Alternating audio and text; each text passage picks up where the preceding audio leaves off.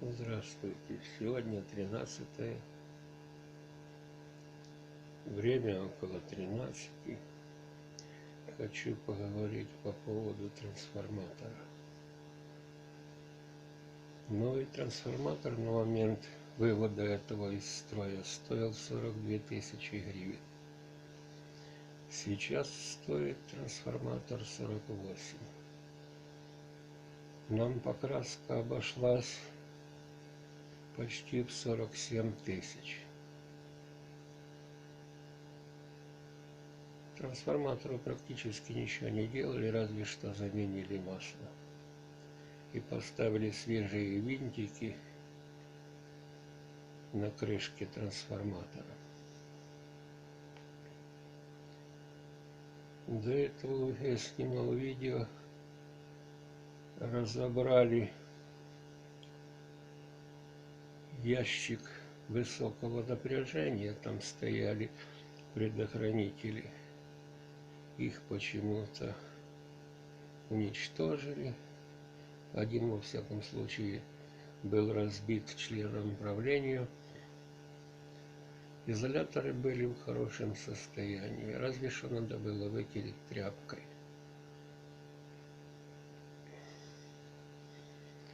Но нас нагрузили и на них. Нам доказывали, что наша подстанция очень старая, что киностудия, где-то ее взяла под забором, никто новую не мог поставить. На изоляторах стоит дата, в смысле на креплении предохранителей, 1988 год. Это то время, когда создавалось наше товарищество. Мы платили деньги, не деньги, пару копеек человеку, который отвечает за высокое напряжение. Делать он ничего там не делал никогда, так как это все под пломбой, чтобы туда не было доступа, в смысле возможности воровать напряжение помимо счетчика. А надо было хотя бы раз в 3 года вызывать дяденьку с пломбиратором и в присутствии его подтянуть гайки на шпильках и обжать контакты. Потому что у нас получилось первый раз, когда загорелся трансформатор, в смысле ящик высокого напряжения. И там получилась такая картина. Из-под одной из шпилек начало просачиваться масло. А контакт уже был прослабленный, давно надо было подтянуть. Маленькая искра, и это масло загорелось. Отключили трансформатор вовремя, наверное. Пожар прекратился. Прошла неделя, пока распломбировали его. Оказалось, что действительно надо было поджать всего лишь одну гайку, из-под которой с уплотнителя подтекало масло. Если бы это было сделано вовремя, ничего так этого не случилось. Подтянули. Руслан это все сфотографировал. Типа надо отослать Алексею. Хотя он все равно ничего в этом не понимает, нагрузим по полной программе. Начали заливать масло в бачок. Руслан масло залил не в отсек, куда заливается масло, а туда, куда засыпается силикагель. И силикагель – это поглотитель влаги. А он в это место залил масло. Оно, естественно, вытекло через нижний сапун. «Ой, да здесь прокладки нет!» – кричит Руслан. Ее там и быть не должно. Я сказал, смотри, диверсия, диверсанты сняли прокладку.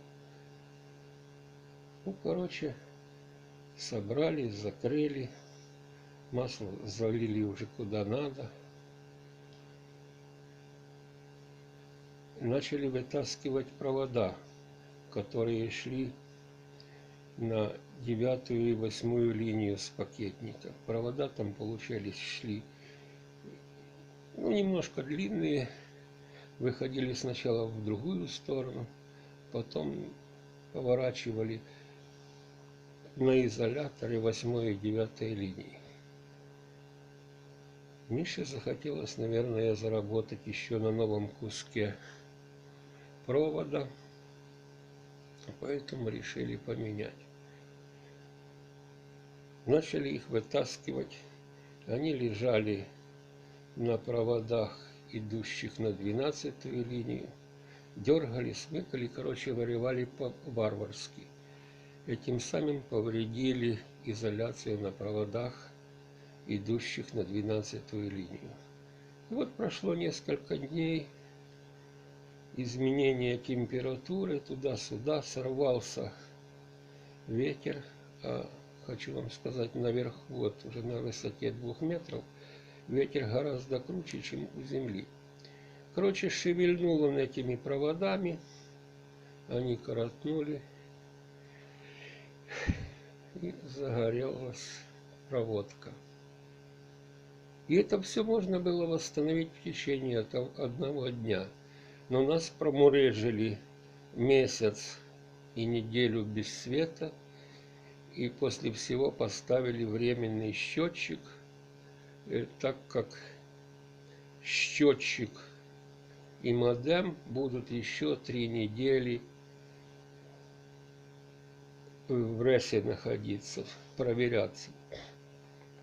Так это ж можно действительно было сделать все. Да даже в тот же день кинуть свежие провода, пакетники там оставались целые. Я где-то снимал, есть у меня видео, не видео, а фотографии.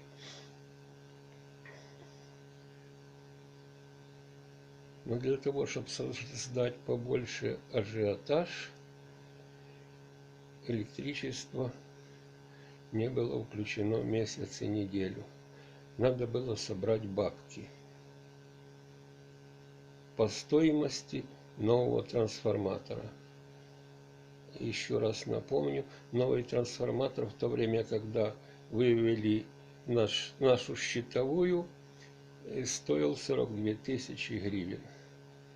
Сейчас я смотрел, цена поднялась до 48.